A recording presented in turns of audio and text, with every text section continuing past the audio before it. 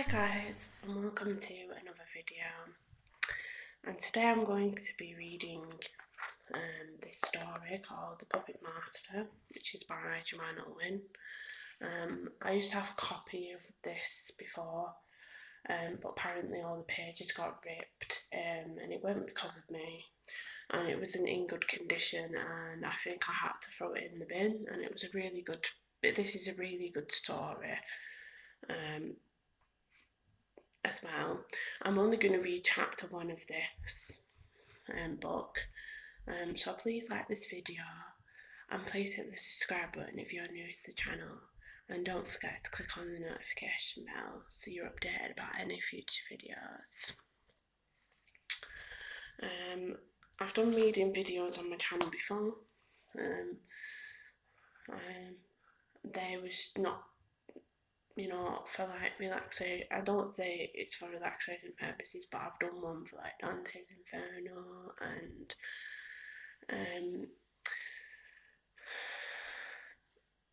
the Red Necklace and others as well on my channel. I did make a playlist at one point for all the ones that I read on the channel. I'm gonna have to redo them, I think, but yeah.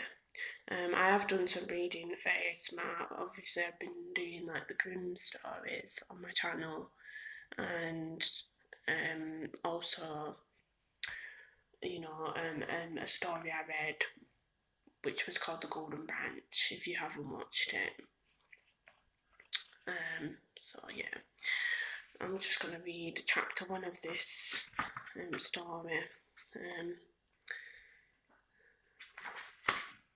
They're just reviews at the front, and obviously they have pictures at the front as well as the front cover. The front cover is this with the two little puppets, but then there's this pictures. There's loads of pictures in this book as well as like writing. So the first obviously is Act 1, which is Beneath the Golden Clock. And obviously these are just the players or the characters that are in the book. So we've got Melina Pro Chazkoffie, who is, Shizek, which is Melina. Favourite one, the family name. Prozaka derives from the Shizek verb to walk. And then you have Buzina Prashaskova / Baba, which is Melina's grandmother. Shizek Bazina, divine gift. And the master of the marionettes, Zdenko, prodigy of the master, son of Madame Pinwoman. Shizek Zdenko, winding sheet, that's what it means. Zdenka, prodigy of the master, daughter of Madame Pinwoman. Shizek Zdenka, a winding sheet, that's the same thing because they're twins in the book, the twin marionettes. And then you have Lucas Lagskava, which is Melina's best friend, and Shizek Luke meaning from Louisiana. Laskav, warm-hearted, friendly. Katharina, which is Melina's aunt, a doctor of medicine. Shizek Katharina Pure, that's what it means. Treza, Melina's aunt, a herbalist. Shizek Treza, harvester. And then we have Carol Korbecki, which is head marionette maker. Shizek Carol, free woman. Korbek, one who originates from the hills. And then we have Ludmila Prochaskova, Malminka, Melina's mother. Shizek Ludmila, people's favour. Shizek Malminka, affectionate form of the word for mother. And that's all the characters, and it says puppets are power, legends are the future. And we have that picture again. And this is Act 1, Wednesday the 12th of January 1898, which is a long time ago. And you have a picture of the happy and sad face, because it's a tragedy, and I know these two faces mean, the sad one means it's a tragedy and drama, and the other one means it's a happy one.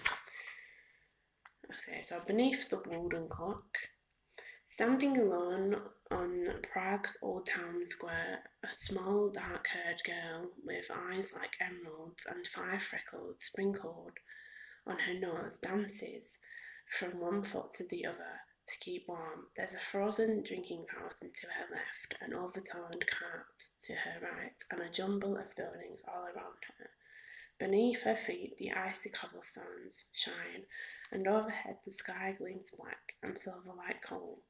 On the eastern edge of the square, the church of Our Lady before tyrant dwarfs buildings around it, and it capped by 2 spires, which point to the heavens like a pair of gigantic witches' hats. On the western side stands the white church of St. Nicholas. The girl pushes her hand deep into the pockets of her red coat and looks up at the city's famed astronomic clock, hoping her friend will arrive before it strikes 5. The clock's facade is a series of black and gold rings which show the days and the months, the rising and the setting of the sun, and the waxing and waning equinoxes and phases of the moon. It shows the course of the planets, the signs of the zodiac, as well as the hours, minutes, and seconds that mark the passing of each day. Carved animals and plants adorn the edges. Its song was 5 o'clock. Dong. A door bursts open at the top right-hand side of the clock. The girl gasps, "Dong, dong." A wooden statuette of Christ bolts out of the door. She clenches her cold fingers. Dong.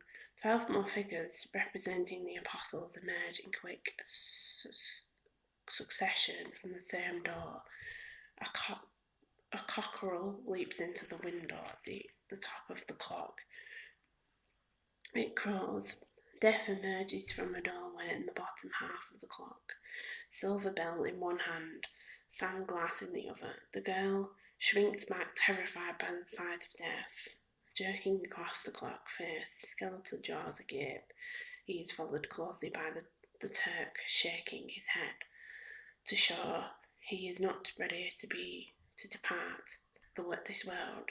And then comes the mister, clinking a money bag, and the profligate gazing into a mirror. Dong. On the final stroke, the figures move back inside the clock. Melina shivered as the wind from the east whipped around the corner of the old town hall. It felt as if the cold was cutting into her bones. She turned up her collar eyes, still fixed on the clock face. No matter how many times she saw this display, her terror never lessened. Each time, Death emerged, shaking his bell, baring his teeth. The story of the master craftsman who had built the clock some 400 years earlier replayed itself before our eyes. The tale of how he had been blinded by the city. Authorities was one of Prague's best loved and most gruesome legends, and regularly clawed its way into Melina's dream. As she gazed up at the clock, she could see intruders breaking into the chamber. She saw him being grabbed from behind, being stabbed in both eyes with a hot poker. She heard his fresh flesh fizz, watched him stumble, then fall. Pausing in agony, she felt his heart tumble as he realised he would neither see nor build another clock. Melina blew on her fingers and looked across the square. "Where are you, Lucas?" she said out loud. "Come on." She'd been waiting over 20 minutes for him to arrive. "And where are you, Maminka?" she whispered. "Are you alone on your birthday? Are you coming home?" No answer came, and no one who knew the Pro-Shaska family believed Melina's mother would ever come home. She disappeared 3 years before, soon after Melina's father, Petra, who died in an accident. Melina yawned, rubbed her eyes. She'd slept badly, disturbed by another dream of her mother's homecoming. Long before sunrise, she was awake and had run outside, expecting to see her one day. She thought, "You will come." Melina spoke to her mother every morning, last thing at night, and very often throughout the day, certain she would hear her saying that one day she would walk through the door and everything would be as if she had never left. Her father's death had been easy to escape in a way. She had seen his coffin lowered into the ground. She had heard the thud of earth shovelled into the wood. She knew her father was never going to come back, but she refused to believe she would never see her mother again, and she refused to be called an orphan. "Where is he?" Melina glanced at the clock again. It was 20 minutes past 5. She left the square and went down Zelincia Street towards the building that used to house her father's marionette theatre. She missed coming here after school. It had been like a second home. Melina loved everything about the theatre, the thrill of waiting in the wings before the curtains swished open, the smell of grease paint in the dressing room, the feel of the plush velvet chairs in the auditorium, the satisfaction she felt as the stories unfolded. And she especially loved marionettes, watching a puppeteer animate a character with a careful flick of the wrist, and a tug on the strings was like witnessing magic. Melina loved the wobbling and nobbling of their heads, the satisfying clap of the wooden feet on the stage, and she loved to hear her grandmother's stories about Pierre's passion for puppetry even before he was able to tie his shoelaces. Baba had told her he had learned to carve and construct simple marionettes. By the time he was 19, he had saved enough money to buy this building in Maestro, Prague's old town. He transformed it into a theatre named the House of Dream Delights. Today, the windows were boarded up. The once immaculated, painted green facade was beginning to crumble. Gone were the bright window boxes of hyacinths and chrysanthemums. Gone was the box office, decked out like a stick of stripped candy. Melina looked up at the silver sign hanging over the entrance. It was enstrangled in twists of ivy. She could barely read her father's name.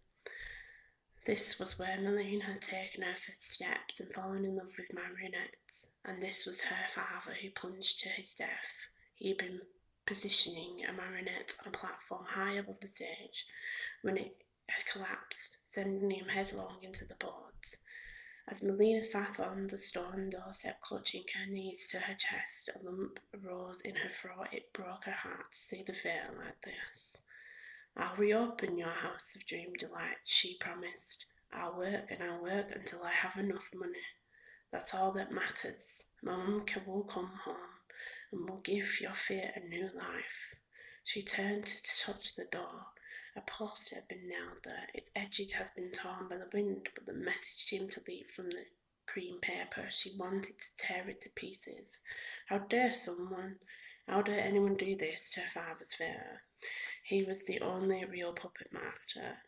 But as she thought of the respect her father had always shown fellow puppeteers, Melina decided he probably wouldn't mind the poster being there.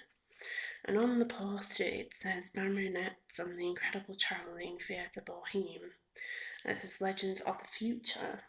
Presents Legends of the Future.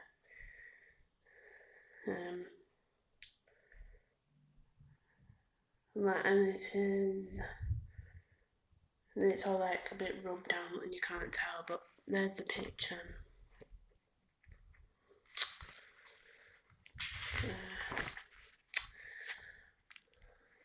The show did look intriguing. She traced a finger around the swirling letters. The sound of footsteps approaching disturbed her thoughts. Lucas, she roared around. There was no one there. The street was strangely empty. It came again, the sharp click of the new boots on stone. She glanced to the left, then to the right, still nothing. The sound came closer. Melina knew it couldn't be Lucas. His boots were worn thin. Should she slip into the shadows until they had passed, crouch in the doorway, and make herself as small as possible? As it turned out, there was no time for either. And there's a little clock at the bottom of the page as well. But yeah, there's pictures in it. But I'm just going to read it up to there for now, guys, because I don't want this video getting very long. But that's the Puppet Master. Obviously, as the chapters go on, it gets really interesting as well. It was I'd say it's one of my favourite books of all time, because I kept reading it and reading it and reading it. So yeah. But I hope you all have a wonderful Friday today, because it's Friday.